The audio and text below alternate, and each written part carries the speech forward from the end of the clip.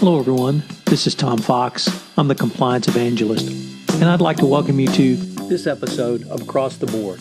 Across the Board is a podcast that focuses on the Board of Directors oversight of compliance programs, Board of Directors management of strategic risk, and other issues all applicable to a corporate Board of Directors. Across the Board is a part of the Compliance Podcast Network. Today, I take things in a little bit different direction by interviewing Joe Howell, the Executive Vice President at Workiva, on the issue of board governance and the oversight of risk. I'm here with Joe Howell, Executive Vice President of Workiva, to talk about boards of directors and risk. Joe, I'd first like to ask you, how should a board of directors think about risk? I can tell you from the perspective of a chief financial officer and a management team that works closely with its board, I have found that boards can be so very valuable by posing questions to management that help them challenge their own assumptions, especially those assumptions that they're most confident in. And in they being the board's role is in the governance of the company, they need to focus not on the management component of risk or even the assessment of risk. They need to help management consider the things that management is so sure about that maybe aren't going to play out the way that they expect. And for example, the things that can hurt investors more than anything else is a surprise. Chaos does not help investors in general.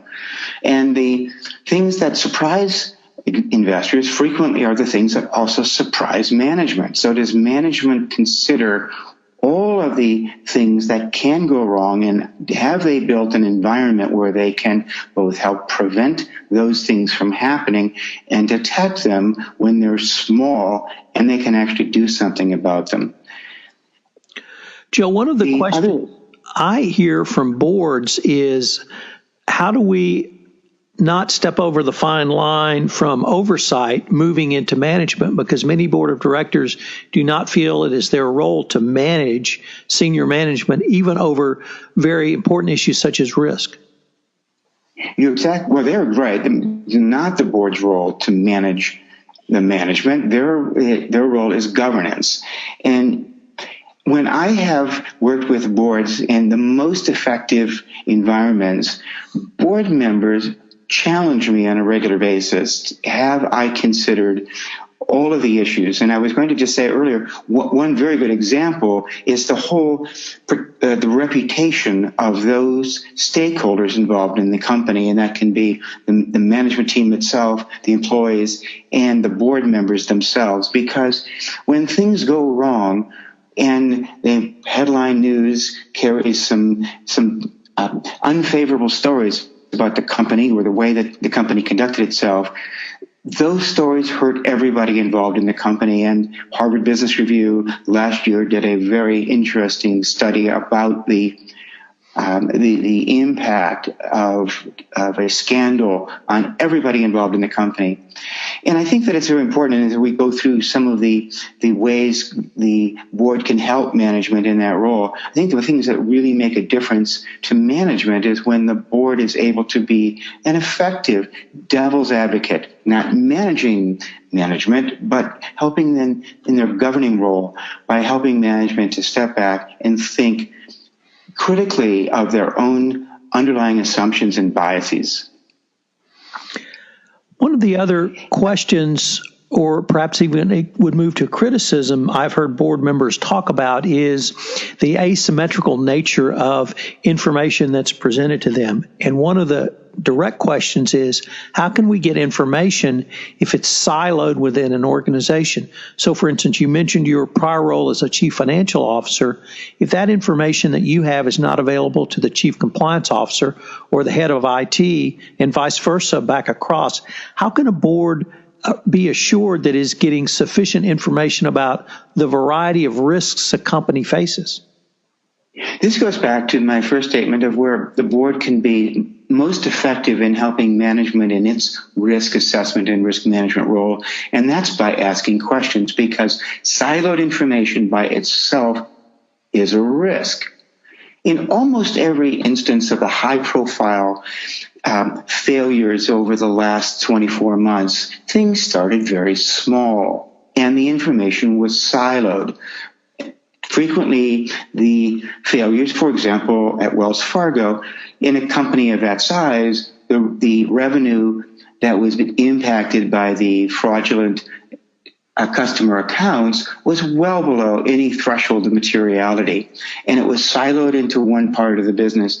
The board's ability to challenge management, have you reached across these boundaries which limit the flow of information inside the organization, to ask questions and to deliver information that can be helpful? Your example here, how can the chief financial officer make sure that he is giving all of the information that the chief compliance officer needs to do his job? Those questions from the board can be very valuable in making sure that the chief financial officer doesn't forget these issues, and the chief compliance officer has an opportunity to engage constructively with the chief financial officer and others in the organization. These sorts of barriers are pervasive in any company of any size that has particularly operations in different product lines, in different markets, in different countries, in different time zones. These limitations to the free flow of information by themselves create a risk to the organization, to the investors of the organization, to the employees of the organization. And the board's ability to ask questions, if nothing else in their governance role, creates this reminder to management to open up itself to itself and listen carefully to its own organization and be able to link information to all of the places it needs to be fed.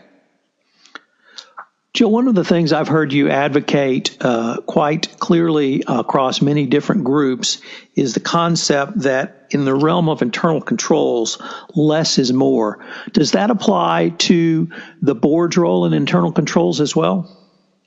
It does. I think that, again, getting back to where the board has been most effective in helping me as a chief financial officer and helping the management team in general by challenging management is helping management realize themselves that you can overdo a control environment, in the sense that when management builds controls around risks that are not going to be the most serious risks to the company, that they end up building excessive amounts of energy and protection where they're not really needed, that you as a management team end up diluting your attention and diluting your resources. And when things do go wrong, you're spread so thin that you don't see those risks coming at you. The real question that where less is more can be very valuable is when the board continues to challenge the management team on the scenarios that could play out, that could be devastating to an organization where risk really matters. For example, in a food service company or a restaurant company, if there were contamination or if there were things that could happen either at the plant or by people who are touching the food, those are very serious risks that a company needs to both be mindful of and to be able to prevent, and if something goes wrong, to be able to detect early.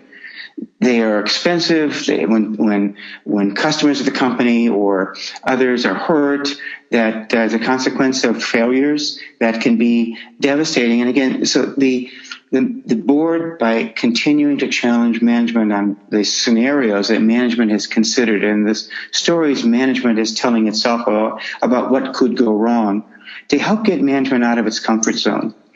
By and large, executive teams begin to believe themselves when they talk about how well they're doing. And that's human nature.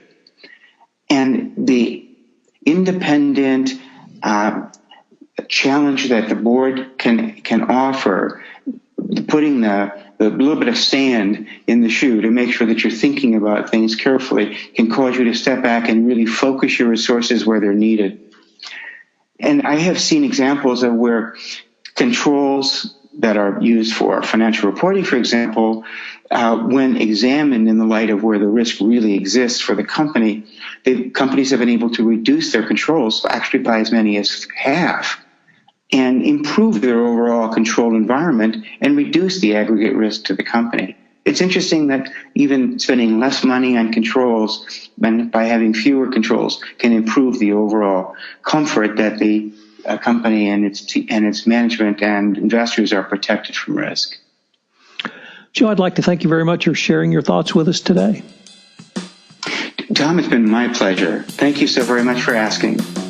This is Tom Fox again. I'd like to thank you for listening to this episode of Across the Board. If you'd like more information on boards of directors, or you have any questions or comments about the podcast Across the Board, I hope you would email me at tfox@tfoxlaw.com. I hope you will join me again for our next episode of Across the Board, where we explore yet another issue relating to boards of directors, management of strategic risk, corporate governance, and oversight of corporate compliance programs. This is Tom Fox. Across the Board is a part of the Compliance Podcast Network.